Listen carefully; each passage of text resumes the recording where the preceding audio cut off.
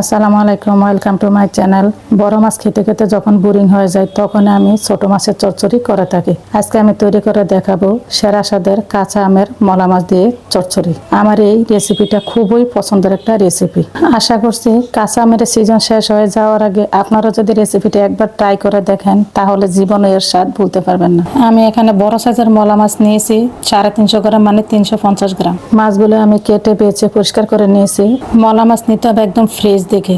মাছগুলো যদি তাজা হয় তাহলে আপনার তরকারিটা তিতা লাগবে না। মাছগুলোর সাথে রান্না করার জন্য আমি একটা আম ভালোভাবে খোসা ছাড়িয়ে নিচ্ছি।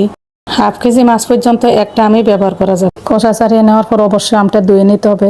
আমি আমটা ধুয়ে পরিষ্কার করে নিয়ে কেটে নিব। এখন আমি চলে আসলাম মূল রান্নায়।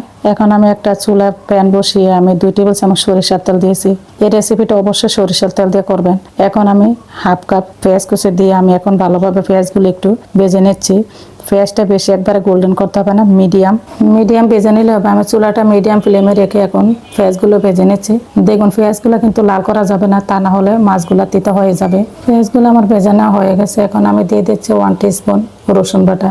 রসুন বাটাগুলো দিয়ে আমি আবার একটু ভেজে নিচ্ছি যাতে রসুনের কাঁচা স্মেলটা চলে যায়। যেহেতু আমরা মাছটা বেশি রান্না করব না, সেহেতু আমার কাঁচা স্মেলটা দূর হয়ে যেতে হবে। এখন আমি দিয়ে দিচ্ছি 1 টিস্পুন লবণ, দিয়ে দিচ্ছি হাফ টিস্পুন হলুদের গুঁড়া, 1 টিস্পুন লাল মরিচের গুঁড়া। হাফ কেজি মাছ পর্যন্ত আমার এই মেজারমেন্ট রান্না করতে পারবেন, এর চেয়ে বেশি মশলা দেওয়া লাগবে না। মশলাগুলো দেওয়া শেষে আমি আবার একটু ভেজে নিচ্ছি। এখন মশলাগুলো দেওয়া শেষে আমি একটা ফাঁকা টমেটো দিয়ে দিচ্ছি। টমেটোটা অবশ্যই দিতে হবে। টমেটোটা দিয়ে আবারও ভেজে নিচ্ছি। এখন মশলাগুলো যাতে পুড়ে না যায় আমি এখানে হাফ কাপ পানি দিয়ে আবারও একটু ভেজে নিচ্ছি। মশলাগুলো কষিয়ে নেওয়া হয়ে গেছে। এখন দিয়ে দিচ্ছি আমি ধুয়ে রাখা মাছগুলো দিয়ে কিন্তু বেশি নাড়ানাড়ি করা যাবে না, কারণ ছোট মাছ বেশি নাড়ানাড়ি করলে ভেঙে যেতে পারে, এমনকি কাটা কাটা হয়ে যেতে পারে। দেখুন আমি আলতু হাতে আমি নেড়ে নিচ্ছি যাতে মাছগুলো ভেঙে না যায়। এভাবে আমি চুলাটা মিডিয়ামে রেখে মাছগুলো ভালোভাবে কষিয়ে নিচ্ছি, তবে ডাকনা ছাড়া। এই পর্যায়ে কখনো ডাকনা দিতে যাবে না। যে কোনো ছোট মাছ রান্নাতে ডাকনা দিলে মাছগুলো ভেঙে যায়। মাছগুলো কষিয়ে নেওয়া হয়ে গেছে। এখন আমি 1.5 কাপ পানি দিয়ে দিচ্ছি। এখানে 1 কাপ আরো হাফ কাপ। এখন জলটা আপনারা বুঝে শুনে দিবেন। পানি দেওয়া শেষে এখন আমি পরিমাণ মতো কয়েক পিস কাঁচামরিচ দিয়ে দিচ্ছি, মাঝখানে ফালি করে দিয়ে দিচ্ছি ফ্রেশ ধনিয়া পাতা কুচি। কাঁচামরিচ ধনিয়া পাতা দেওয়া শেষে আমি একটু আলতু হাতে মিশিয়ে দিই। এখন আমি দিয়ে দিচ্ছি কাঁচা আমগুলো। কাঁচা আমটা এই পর্যায়ে দিতে হবে। আগে দিতে গেলে আমগুলো একদম নরম হয়ে যাবে, এমনকি তরকারিটাও আপনার টক হয়ে যাবে।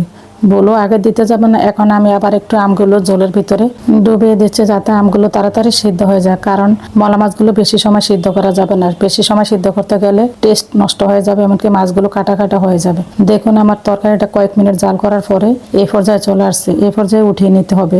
এখন দেখুন আমার মাছ ঝোল একদম পারফেক্ট ভাবে আছে।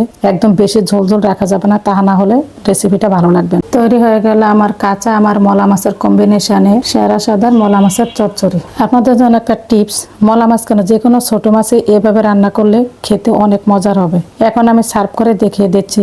দেখুন মাছগুলো একদম আস্ত আছে, ভেঙে যায় না, কাটা কাটা হয়ে যায় না। বিশ্বাস করুন গরম ভাতের সাথে কাঁচা আমার মলা মাছের চচ্চড়ি খেতে কি যে মজা, এত অমৃত হয়ে যায় যা এর স্বাদ বলা যাবে না। আমার এই রেসিপিটা দেখে ভালো লাগলে অবশ্যই বাসায় একবার হলো ট্রাই করে নেবেন। আর বেশি ভালো লাগলে অবশ্যই লাইক কমেন্ট শেয়ার করে দিবেন। আর এমন নিত্য নতুন আপডেট রেসিপি পেতে আমার চ্যানেলটা অবশ্যই সাবস্ক্রাইব করে দিবেন। আর ফেসবুক পেজটি অবশ্যই ফলো দিবেন। আবার দেখা হবে নতুন কোনো রেসিপিতে। আল্লাহ হাফেজ।